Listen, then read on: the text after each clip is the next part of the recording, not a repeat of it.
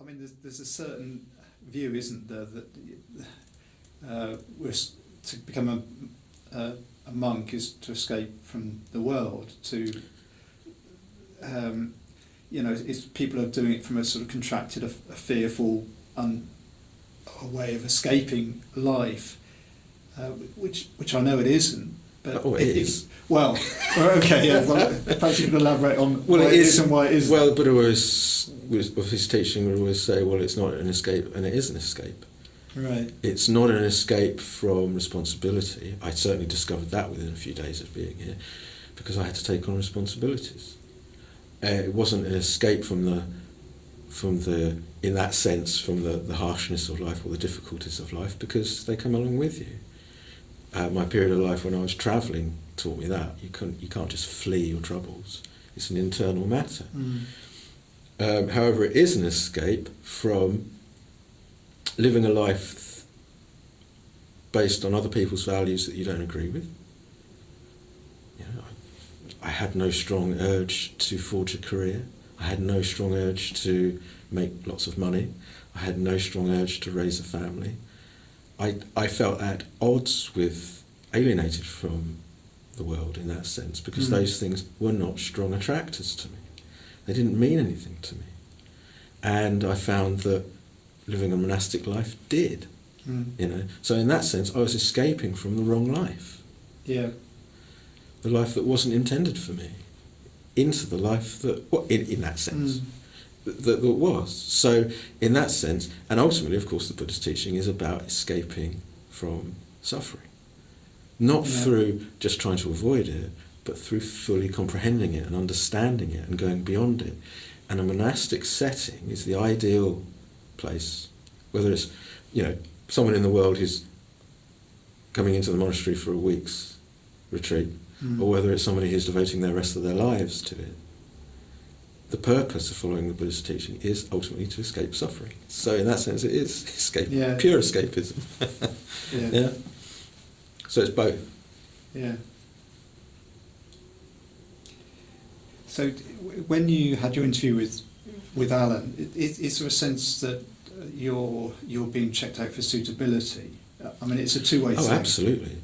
Absolutely. I mean, we need to point out that there are specific conditions that have to be fulfilled if you want to enter into a monastic life, a recluse's life. You can't be wanted by the police. Yeah, makes sense. You can't have any court injunctions outstanding. If you're due in court, you've got to go to court. Right. This isn't escapism. You've got to face your karma. Yeah. Yeah. You can't have dependents. If you've got dependents, you can't come in because you have to provide for them. Yeah. You've got to be free from debt. You can't have any debts, and you've got to be free from disease. And if people actually take the time to think about those conditions, it really covers a lot of this whole problem of people trying to use a monastic way of life to escape from their troubles. In that sense, no, you have to. For instance, I had a small amount of debt that I had to clear in order to come in, which took me about 6 weeks to get. It's amazing, isn't it? I had that debt hanging around for years and years and years, and when I finally wanted to go and do something, I had it all finished and done within 6 weeks. So it's like, if there are things outstanding like that, you can, if you've got the intent, if you've got the volition, you can create the ideal conditions to allow you to essentially leave the world, in that way. And what obviously you enter. I mean, there are more subtle aspects to it too. Right. Things like I was talking about earlier about my relationship with Alan, the fact that I went into it knowing that I didn't know. Yes. Whether it's a retreat, whether it's a long-term recluseship, you have to be open to instruction. You have to be humble. You have to be willing to accept that you don't know, and that you're entering into it from a position of not knowing. Because being willing to serve the community in whatever way the community needs you to serve, and to be humble and not to be arrogant, and try to change everything to suit you. The whole point is we've got the way the place is set up is a perfect middle way, and it will show you where your excesses are. It will show you where your resistances are and your craving for life to be different. Those are the things that cause you to suffer. So it's about learning to accept the conditions of the monastic setting, rather than try to enforce your will upon it. So that's a very important aspect. If someone has reached the point where they understand that, and they want the opportunity, they want the space to apply themselves to mindfulness and meditation for more than an hour a day, for more than 1 week a year, that they, then you find that discipline, that the discipline of the monastic training really helps to support that endeavour. Do you think the sort of transition as you progress as a monk is you're having to deal with obviously your own cravings and hatreds, and they're highlighted probably to a degree which they wouldn't be in the outside world. Does that make it challenging? I mean, I suppose it's often described as blissful, isn't it? The monastic life. Yeah. So it must have aspects of both. I suppose as long as you're resisting, you're suffering. Yes, the bliss comes from, I think there's a story in the Pali Canon about, was it a king or a prince who ordained under the Buddha, and the other monks found this former king underneath a tree moaning bliss, bliss. And they went to the Buddha to ask what on earth was going on with this chap, and he's saying, well, I'm paraphrasing terribly, but he's saying basically he's given up all his worldly cares. He's, all that responsibility he had as a monarch, he has actually just abandoned those, and he's experiencing the bliss of recluseship. He's experiencing the bliss of not having that pressure and that burden on him anymore.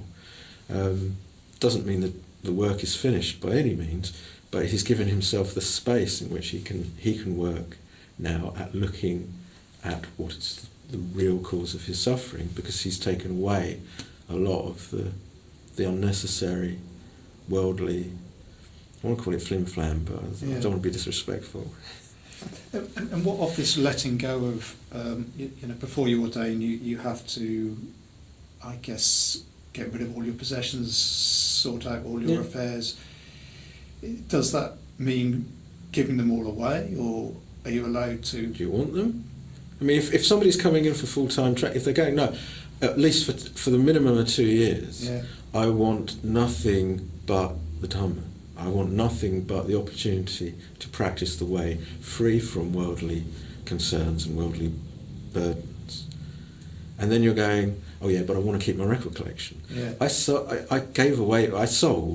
for £50 my record collection, which must be worth, these days I would have thought would be worth thousands. All these rare 80s indie, I've talked about it before, but it was an astonishingly good record collection, and I gave it all away because it was a burden. Why was it a burden? Because you can't play all your records all at once all the time, and you end up carrying them around with you. Yeah. And ultimately, what are they worth? I mean, beyond a kind of discrete financial sort of net worth, what are they really worth set against truly being free of suffering? Yeah. So behind this, you can tell that there is a sort of determination and a vision that what we're sold as being life's value is not life's true value, that there is something beyond it. And once you become opened up to that, it changes everything. So I can understand people being in a halfway house with it. Yeah. Life experience, though, will show you that the things that you think you need in order to be happy are actually the things that burden you. But it certainly was the case for me.